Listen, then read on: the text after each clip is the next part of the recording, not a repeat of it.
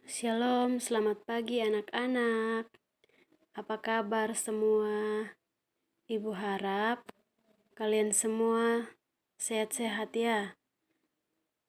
Baik anak-anak, jumpa lagi bersama dengan Ibu Santi. Baik, hari ini kita akan belajar tema 2, udara bersih bagi kesehatan, subtema 2, pentingnya udara bersih bagi pernapasan manusia, pembelajaran kedua.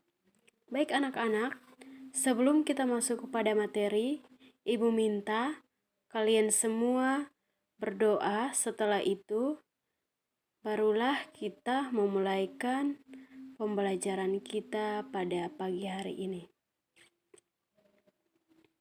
Baik anak-anak, pada pagi hari ini kita akan belajar tematik, yaitu mata pelajaran yang kita akan belajar pada pagi hari ini, yaitu mata pelajaran Bahasa Indonesia, IPA, dan SBDP. Baik anak-anak, tujuan pembelajaran hari ini yang harus anak-anak ketahui yaitu ada 5. Yang pertama, dengan membaca teks, anak-anak mampu menyebutkan informasi terkait dengan pertanyaan apa, siapa, bagaimana, dan mengapa. Yang kedua, dengan mencermati teks bacaan yang disajikan, anak-anak mampu menemukan informasi tentang berbagai penyakit yang berhubungan dengan organ pernapasan manusia. Yang ketiga, dengan mencari informasi dari teks bacaan, anak-anak mampu membuat bagan penyebab berbagai penyakit yang berhubungan dengan organ pernapasan manusia. Yang keempat, dengan menyimak penjelasan dan mencermati gambar dari teks informasi, anak-anak mampu menyebutkan karya tari daerah menggunakan properti. Dan yang kelima, dengan membuat clipping, siswa mampu menyajikan gambar karya dari daerah menggunakan properti. Baik anak-anak, kita bisa melihat gambar yang sudah ada ini, di mana terdapat di mana pada pagi itu udara terasa dingin di sebelah rumah Edo, tinggal kakek Husen mengidap penyakit asma. Saat udara dingin, kakek Husin akan merasa kesulitan bernapas. Kakek Husin biasanya akan segera menyemprotkan obat di dalam botol Sprite. Obat itu disemprotkan ke dalam tenggorokannya. Tak lama setelah itu, Husin akan dapat bernapas lagi dengan baik. Jadi anak-anak, di sini dia menjelaskan bahwa di sebuah rumah Edo itu tinggallah kakek Edo.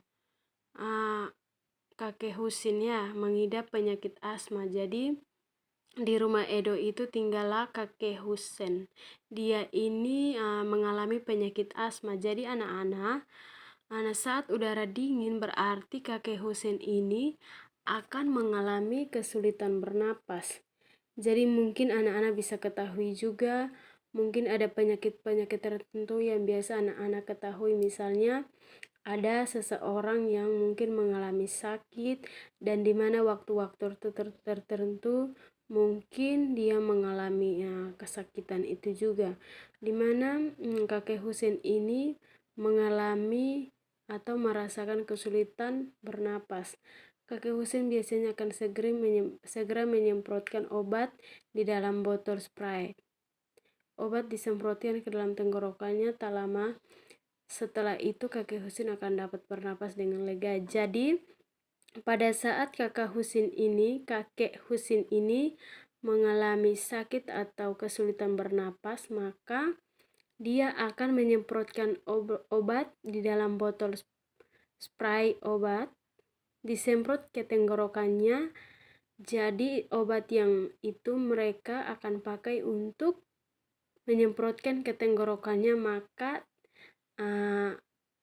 beberapa menit atau beberapa jam kemudian mungkin kesakitan ini tidak mengalami lagi dan dia bisa mendapat lega untuk bernapas. Jadi obat ini mereka pakai dan beberapa waktu kemudian mungkin mereka merasa lega dan mereka bisa dimana bernapas dengan baik. Jadi anak-anak, dimana asma itu merupakan penyakit penyumbatan saluran pernapasan yang disebabkan oleh alergi. Jadi dimana asma itu merupakan penyakit penyumbatan saluran pernapasan ya anak-anak yang disebabkan oleh alergi. Pencetus alergi misalnya udara dingin, di mana kotoran, debu atau tekanan psikologis lain. Misalnya rambut bulu apa misalnya bulu-bulu binatang, misalnya kucing kah, anjing kah, kelinci kah, dan lain sebagainya. Itu juga bisa mendatangkan satu penyakit asma ya, yaitu dimana napas yang sesak dan lain sebagainya. Dimana anak-anak kita bisa melihat gejala awal berupa penyakit asma yang biasa orang derita itu mungkin yang pertama itu batuk terutama pada malam hari atau dini hari. Jadi gejala-gejala itu dialami oleh seseorang itu berupa batuk. Misalnya mungkin mereka batuk di mana di malam hari atau siang hari. Ya, itulah gejala penyakit asma. Dan sesak napas juga yang kedua itu dia katakan bahwa sesak napas.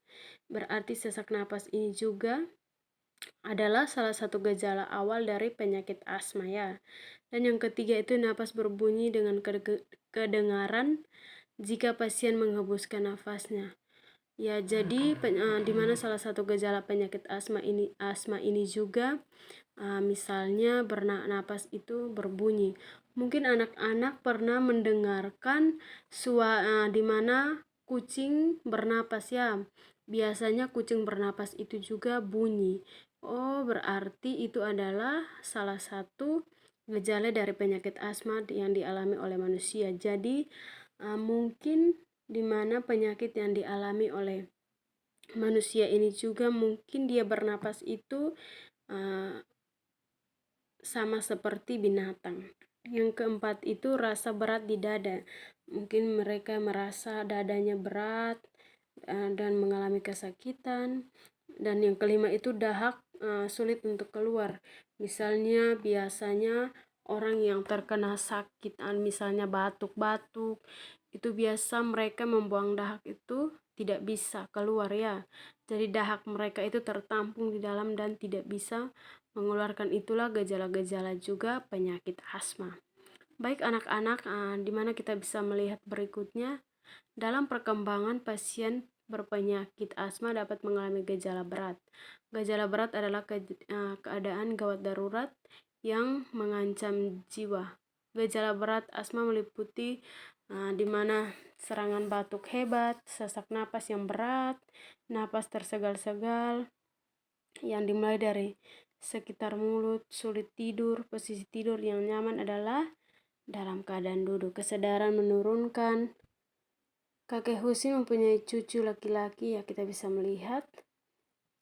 Baik anak-anak, kita bisa melihat di mana gambar di samping ini adalah gambar di mana properti tari.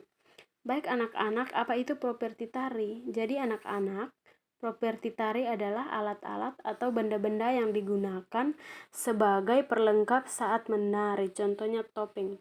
Jadi anak-anak, sebelum kita melakukan segala sesuatu itu kita harus mempersiapkan di mana alat-alat yang kita mau menggunakan untuk membuat segala sesuatu. Misalnya topeng. Ya anak-anak, topeng ini digunakan untuk mengadakan tari dan lain sebagainya. Jadi fungsi properti tari adalah sebagai alat digunakan dalam pementasan.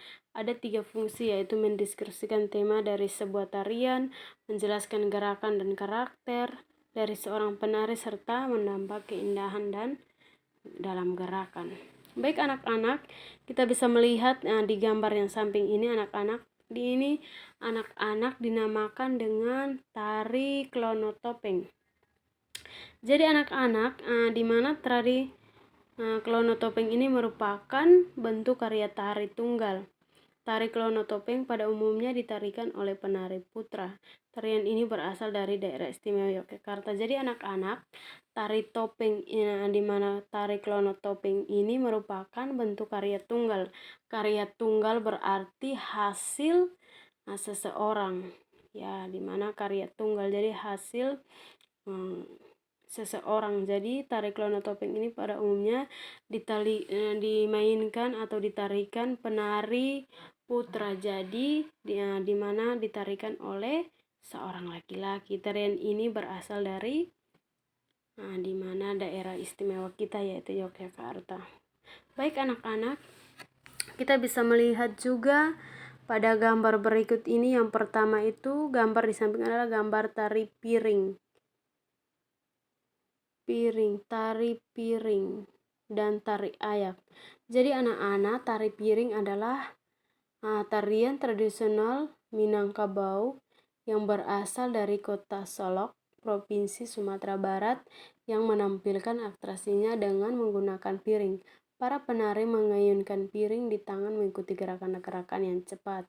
Baik anak-anak, kita bisa melihat di sini ini dinamakan dengan tari piring.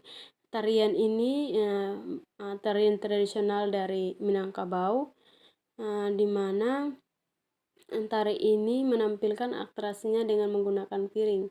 Jadi anak-anak di sini sudah menjelaskan memang benar sekali dikatakan sebagai tari piring karena mereka melakukan gerakan ini juga dengan menggunakan piring. Jadi jelas sekali anak-anak bisa tersendiri bisa mengetahui bahwa itu dinamakan tari piring juga karena kita bisa melihat gambar yang di samping bahwa mereka mementaskan itu dengan menggunakan piring. Jadi anak-anak jangan berpikir ke jauh, bisa melihat gambar saja pasti anak-anak sudah mengetahui bahwa itu adalah tari piring karena mereka melakukan dengan menggunakan piring. Jadi dinamakan tari piring. Dan anak-anak ada juga di mana tari rangguk ayak.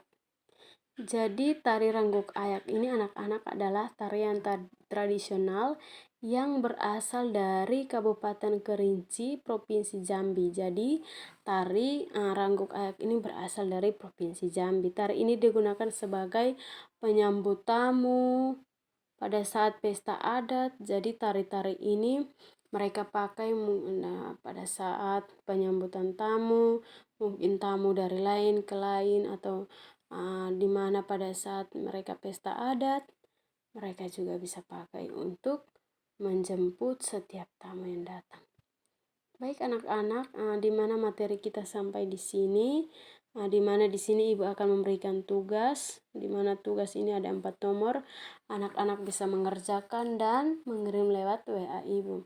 Bagi anak-anak yang belum mengerjakan tugas sebelum-sebelumnya, ibu harap bisa segera kerja dan mengumpulkannya supaya ibu bisa mengambil nilai kalian. Baik anak-anak, materi kita sampai di sini. Jangan lupa belajar, tetap semangat, tetap mengerjakan tugas, jaga kesehatan supaya tetap kuat dan sehat ya. Baik, sebelum kita menutup pembelajaran kita pada pagi hari ini, ibu harap kalian semua menutup dengan doa. Sampai jumpa, terima kasih.